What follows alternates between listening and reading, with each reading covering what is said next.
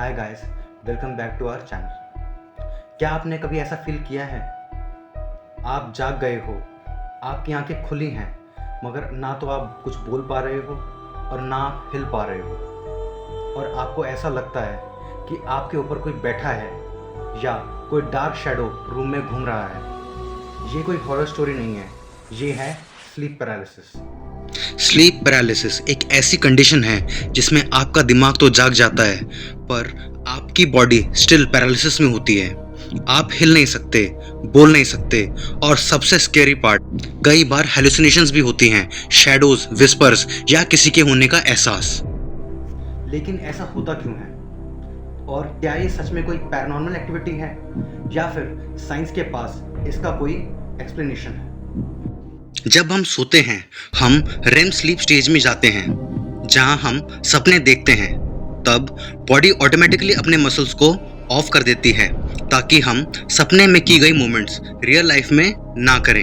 लेकिन जब आपका दिमाग रेम स्लीप से जाग जाता है और बॉडी अब भी पैरालिसिस मोड में होती है, तब होती है स्लीप पैरालिसिस।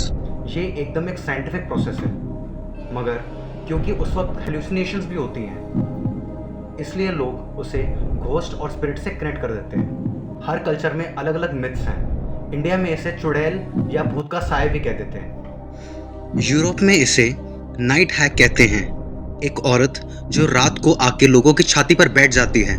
जापान में इसे कनाशिबारी कहते हैं। हर जगह का इसका एक अलग हॉरर एंगल है।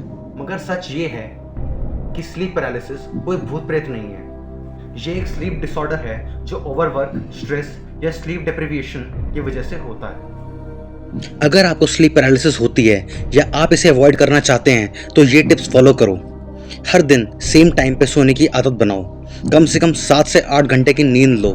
स्ट्रेस कम करो। मेडिटेशन, एक्सरसाइज या जर्नलिंग ट्राई करो। और सबसे इम्पॉर्टेंट, पीठ के बल सोने से बचो, क्योंकि मोस्टली स्लीप पैरालिसिस के एपिसोड्स इसी पोजीशन में होते हैं।